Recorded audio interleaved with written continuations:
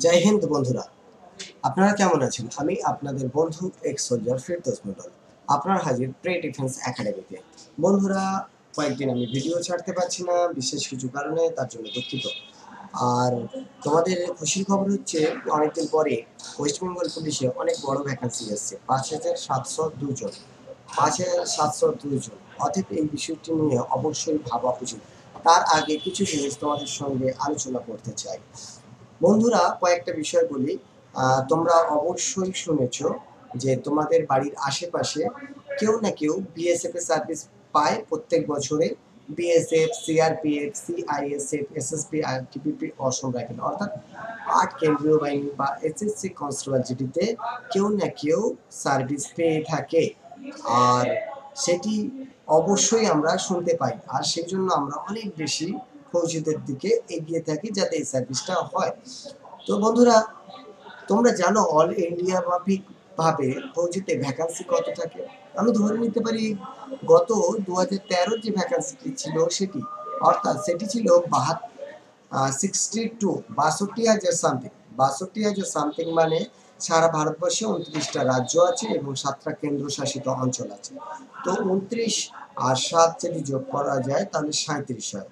অর্থাৎ 37টা জায়গায়, অর্থাৎ 37টা জায়গায় টোটাল কত ভ্যাকান্সি থাকছে? 62,000 সামথিং। অন্যভাবে যদি দেখা যায়, আমাদের পশ্চিমবাংলার হয়তো 1500 থেকে 1600 বা খুব বেশি হলে 2000 এই ভ্যাকান্সিটা থাকে। তো 2000 যদি ভ্যাকান্সি থাকে, আর তাতে যদি আমরা প্রত্যেকটি গ্রামে আমরা বা প্রত্যেকটি অঞ্চলে যাতে শুনতে পাই যে এবছর আমাদের অমুক বন্ধুটি সার্ভিসে পেয়েছে। তোমরা বলো না, তোমাদের এই 2015 সালে তোমাদের জানাশোনা কোনো না কোনো বন্ধু সার্ভিস পেয়েছে? তো যদি পেয়ে থাকে অবশ্যই তোমরা ভাবো সেই বিষয়টি।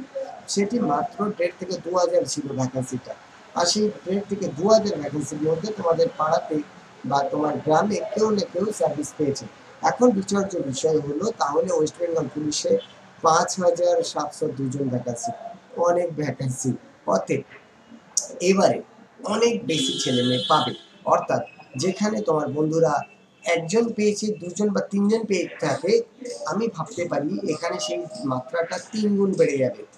তো আমরা ভাবতেই পারি প্রত্যেকটি গ্রামে, প্রত্যেকটি পাড়াতে যারা অন্তত পুলিশের চাকরির জন্য স্বপ্ন দেখছো, তারা অবশ্যই তোমরা সার্ভিস পেয়ে যাবে।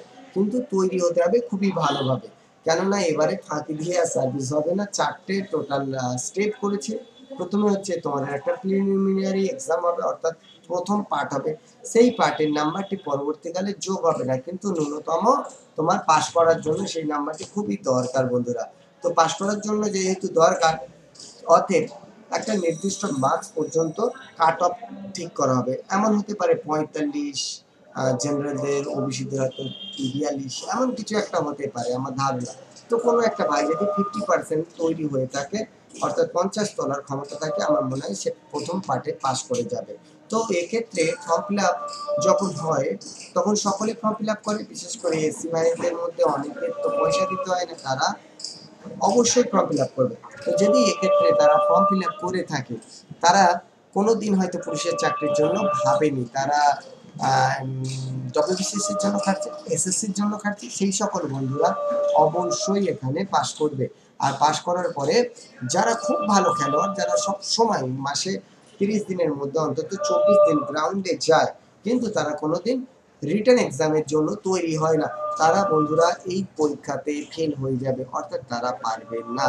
তাদের জন্য অবশ্যই এটি খুব খারাপ নিউজ। আর একটা বিষয় বলি, যেহেতু এখানে নেগেটিভ থাকছে, অতএব যারাই জানবে তারাই সার্ভিসটি পাবে, যারা জানবে না তারা পারবে না, অর্থাৎ অধ্যয়ন যারা করবে তারাই পাবে। আর বন্ধুরা, তারপর নেক্সট আসবে তোমাদের যারা পিলিতে ফার্স্ট পার্টে পাস করবে, তাদের থাকবে কি ফিজিক্যাল মেজারমেন্ট। তো প্রথমে বলি, ওয়েস্ট বেঙ্গল পুলিশ আর কলকাতা পুলিশের ফিজিক্যাল মেজারমেন্টটা ভীষণ গুরুত্বপূর্ণ। এটি যাদের ওজন একটু বেশি হয়ে যায় তারাও পায় না, কারণ যদি এক এক গ্রামও কম হয়ে থাকে সেও পায় না। অর্থাৎ হাইট অনুযায়ী ওয়েটের একটা প্রাবধান ওয়েস্ট বেঙ্গল পুলিশ বা ক্যালকাটা পুলিশের আছে, আর এটা তোমাদের ডিজিটাল ভাবেই নির্ণয় করা হয়, অর্থাৎ ম্যানুয়ালি নয়। তো ম্যানুয়ালি নয়, অতএব এক্ষেত্রে কিছু করার নেই, যার হাইট অনুযায়ী ওয়েট থাকবে সে এখানে চান্স পাবে। অর্থাৎ যারা পাস করলো তার মধ্যে 100 জনের মধ্যে আশা করা যাচ্ছে 60 জন মাইনাস হয়ে যাবে, অর্থাৎ কেটে যাবে। তো বন্ধুরা, কেটে যাওয়ার পরে যারা খুব ভালো পড়াশোনা করেছিল বা করে, তাদের মধ্যে একটা বড় সংখ্যক ছেলেমেয়েরা তারা কোনোদিন গ্রাউন্ড করে না। তো তারা কোনোদিন গ্রাউন্ড করে না, অতএব এক্ষেত্রে ফের সেই একটাই গল্প, যখন তুমি গ্রাউন্ডে যাবে তখন দেখা যাবে বেঁচে থাকার মধ্যে 70% ছেলেমেয়ে যারা এই রয়ে গেল কম্পিটিশনে, তার মধ্যে 70% ছেলেমেয়ে কিন্তু গ্রাউন্ড থেকে কাট অফ হয়ে যাবে, অর্থাৎ তারা ফেল করে যাবে, গ্রাউন্ডে তারা অবশ্যই ফেল করে যাবে। তো থাকবে যে 30%, তারা আবার রিটেন এক্সাম দেবে বন্ধুরা। এই রিটেন এক্সামের মধ্যে যারা পাশ করবে তাদের কি হবে ইন্টারভিউ, আর যারা এটি পাশ করে যাবে ইন্টারভিউয়ে তাদের ইন্টারভিউ অনলি কনফিডেন্স দেখা হয়, ইন্টারভিউ খুব অল্প নাম্বারে থেকে থাকে, অর্থাৎ 85 নাম্বারে তোমাদের রিটেন এক্সাম থাকবে, সেটি পাস করলে বাকিটা থাকবে ইন্টারভিউ। আর এই ইন্টারভিউয়ে যারা পাস করে যাবে তাদেরকে মেডিকেল হবে, আর মেডিকেলে যারা কমপ্লিট করবে তাদেরকে অবশ্যই সার্ভিস হবে। এবারে যে সার্ভিসটি হচ্ছে খুব তাড়াতাড়ি নিয়োগ হবে, অতএব এক্ষেত্রে আমি বলতে পারি খুব ভালো স্টুডেন্টরা যাদের ফিজিক্যাল একটু হেভি আছে তারা কিন্তু সম্ভব নয়, আবার খুব যারা খেলাধুলা করে, যারা রিটেন এক্সামের জন্য তৈরি হয় না, তারাও কিন্তু এই সার্ভিসটা অ্যাভেল করতে পারবে না। এবারে কাট অফ খুব বেশি আসবে না, কেমন আসতে পারে, ধরা যেতে পারে মোটামুটি একটা 60% যদি পেয়ে যাও তাতেও সার্ভিস হয়ে যাবে, হয়তো বা 60%-রও নিচে কাট অফসটা নামবে, অনেকটাই কম নামবে।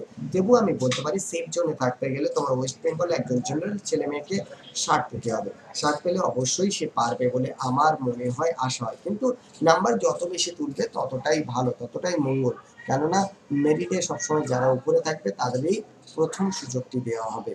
তো বন্ধুরা, ওয়েস্ট বেঙ্গল পুলিশ সম্পর্কে আমার এই ছোট্ট ধারণাটি তোমাদের সঙ্গে শেয়ার করলাম। যদি তোমরা এর সঙ্গে এক হও আর তোমাদের যদি মনে হয় এই ভিডিওটি দ্বারা সামান্য হলেও তোমাদের উপকার হয়েছে, অবশ্যই একটি লাইক করে দিও।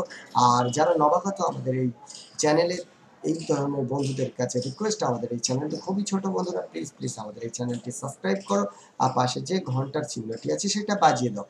ভালো থেকো, আর কারোর কিছু জানা থাকলে অবশ্যই কমেন্টে তোমরা লিখতে থাকো। জয় হিন্দ, জয় ভারত।